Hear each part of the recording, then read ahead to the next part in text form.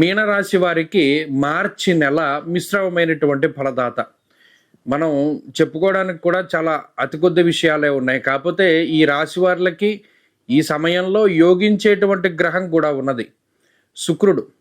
ఎందుకండి అంటే ఇక్కడ మనం ఒక విషయాన్ని గమనిస్తే జన్మ రాహువు, జన్మ బుధుడు, అలాగే జన్మ శనేశ్వరుడు ఈ మాసంలో 1వ స్థానంలోకి శనేశ్వరుని యొక్క స్థితి, 1వ స్థానంలోకి రవి, అర్ధాష్టమ కుజుడు, తృతీయ గురుడు, ఇలా చెప్పుకుంటూ పోతే గోచారవశాత్తు శూన్యమైనటువంటి ఫలితం. అంటే ప్రతి గ్రహము ప్రతికూలంగా ఉన్నటువంటి పరిస్థితి. ఈ మాసంలో శుక్రుడు ఒక్కరు కొంత అనుకూలంగా ఉంటారు, తప్పితే మిగతా గ్రహాలన్నీ ప్రతికూలంగా ఉన్నాయి. మరి ఇటువంటి సమయంలో జాతకంలో ఉండేటువంటి దశాంతర దశలు చాలా కీలకం. జాతకంలో దశలు అంతర్దశలు గనక యోగిస్తే ఈ క్లిష్టమైనటువంటి పరిస్థితి నుండి దాటగలుగుతాం. లేని పక్షంలో కొంత ఈ గ్రహస్థితి అటు శారీరకంగానూ మానసికంగానూ ఎక్కువ ఇబ్బంది పెట్టడానికి అవకాశం ఉంటుంది. అందుకనే మీనరాశి గురించి చెప్పేటప్పుడు చాలా జాగ్రత్తలు తీసుకోవాలి అని చెప్తూ ఉన్నాం. ఇక్కడ రవి వ్యయంలో ఉన్న, శనేశ్వరుడు వ్యయంలో ఉన్న, వారిద్దరూ జన్మరాశిలోకి వచ్చిన ఎక్కువగా శారీరక శ్రమని, కష్టాన్ని, ఆర్థిక నష్టాన్ని, వ్యసనాలని వీటన్నిటినీ కూడా కలగజేస్తూ ఉంటారు. అలాగే రాహు జన్మల్లో ఉన్నప్పుడు కూడా అంతే. ధారాపుత్ర విరోధస్య ప్రవాసం రోగపీడనం అన్నారు. అంటే అక్కడ కుటుంబానికి దూరంగా వెళ్ళేటువంటి పరిస్థితులు, సౌకర్యవంతమైనటువంటి జీవనం లేకుండా విచ్ఛిన్నం చేసేటువంటి విధానంలో ఈ గ్రహస్థితి ఎక్కువగా ఉంటుంది.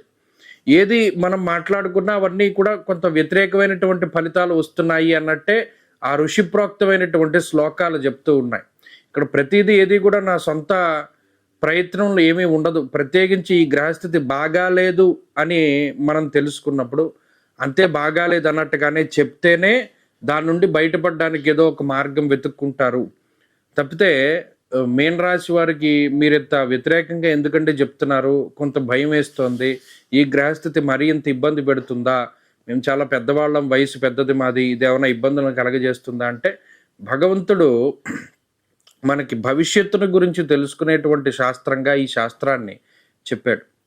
అందులో భాగంగా మరి ఇప్పుడున్నటువంటి గ్రహస్థితి, అందులో 5 గ్రహాలు లేదా 6 గ్రహాలు జన్మరాశిలోకి రావడం ఈ నెలలో చివరిలో జరగబోతూ ఉన్నది.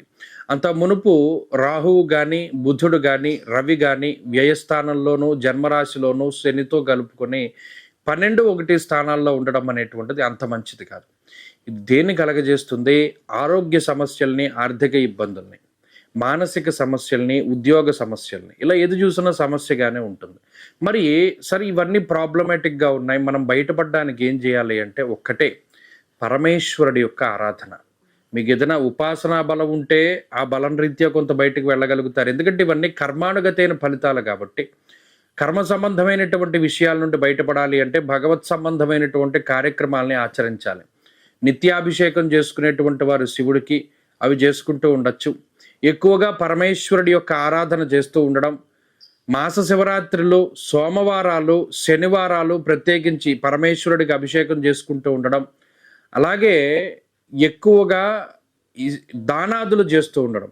ఏ గ్రహానికి సంబంధించినటువంటి ధాన్యం ఆ గ్రహానికి ప్రత్యేకించి దానం చేస్తూ ఉండడం, అలాగే ఆయా రోజుల్లో ప్రత్యేకించి చేస్తూ ఉండడం ద్వారా ఈ దోషాల నుండి బయటపడతారు. గ్రహ దోషాల నుండి బయటపడడానికి జపాదులు, దానాదులే చెప్పబడ్డాయి. కాబట్టి అవి ఆచరిస్తూ ఉండండి, మంచి ఫలితాలు సంప్రాప్తమవుతాయి.